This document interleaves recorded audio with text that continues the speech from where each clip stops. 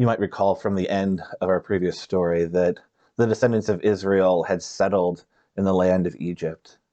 And it's there in Egypt that God made good on the promise to Abraham. They flourished and multiplied, as many as the stars in the sky. But before too long, a new Pharaoh arose in Egypt, one who didn't know Joseph and had no fondness for the Hebrew people. He was threatened by how many of them there were and afraid of them. And so this Pharaoh pressed them into labor.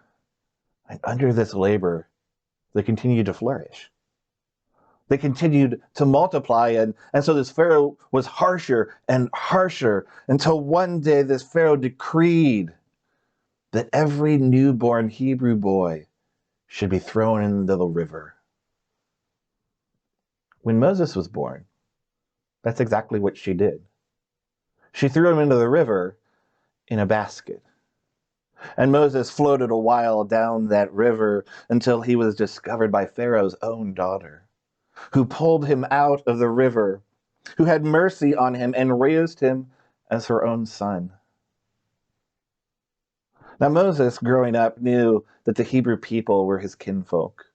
He knew where he came from, and as a young boy, you don't think about those things, but as Moses grew older and older, he saw more things. He understood more things until one day he saw a taskmaster ruthlessly beating one of his kinfolk. And it was too much. Moses rose up and killed that taskmaster. He realized he had been seen, and he fled to the only place you could go outside of Egypt, was the desert. And it was in that desert, sitting at a well, that he, like many before him, met his wife at a well. They settled down in that land, and one day when Moses was tending sheep, he saw in the distance a bush that was burning. And it wasn't a terribly odd sight. Lightning strikes happened all of the time. But the thing is that this was different. That bush was not being consumed by the fire. And so Moses approached this bush first curious. And then when he heard the voice of God, became afraid. And then reverent, taking off his sandals. And what God spoke out of that bush, out of those flames, was that God had heard the groaning of the Hebrew people under slavery. That God knew of their suffering and was sending Moses to bring them out. That is when all of the excuses began. First, Moses' excuse was, well, I'm nobody. Nobody's going to listen to me. And so God says, I will go with you. Then Moses says, well, but I don't even know your name. What am I supposed to tell them? And God said, I am who I am.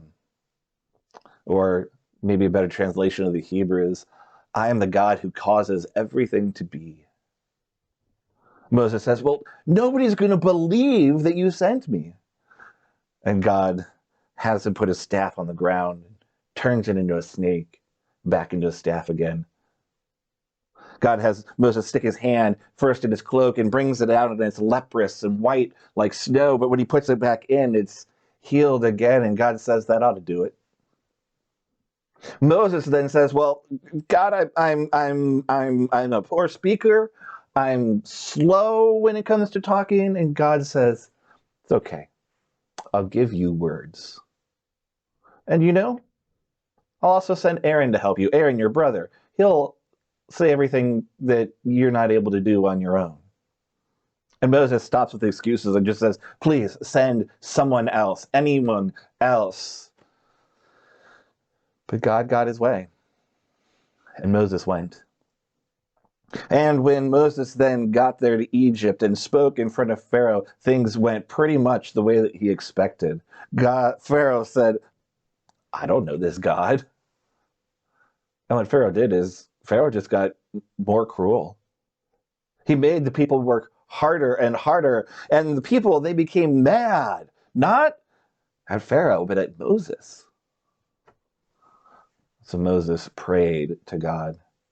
Moses vented to God, "Why aren't you doing anything?" And so God says, "I'm just beginning. I'm going to back it up now. And what God did next is what we call the 10 plagues of Egypt. First, God changed the water into blood. Then frogs infested the land, and it says Pharaoh's heart got very hard. Then gnats swarmed, and that wasn't enough, so God sent flies, and Pharaoh just dug his heels in even harder.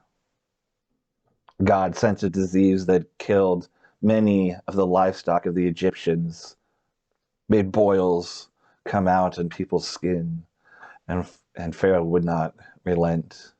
God sent lightning and thunder and hail like had never been seen before. Hail that didn't just destroy crops, but broke and shattered trees. And then Pharaoh relented, had Moses pray, and God stopped the hailstorm, and Pharaoh changed his mind. So then God sent locusts. And when the locusts weren't enough, God sent darkness. And Pharaoh had had enough. And he told Moses that if he ever saw his face again, he would kill Moses. But God wasn't done yet. Pharaoh's heart was still so hard, and so the worst plague was yet to come. And yet for the Hebrew people, it would be a new beginning. And so I'll tell you a little bit more about that in our next story.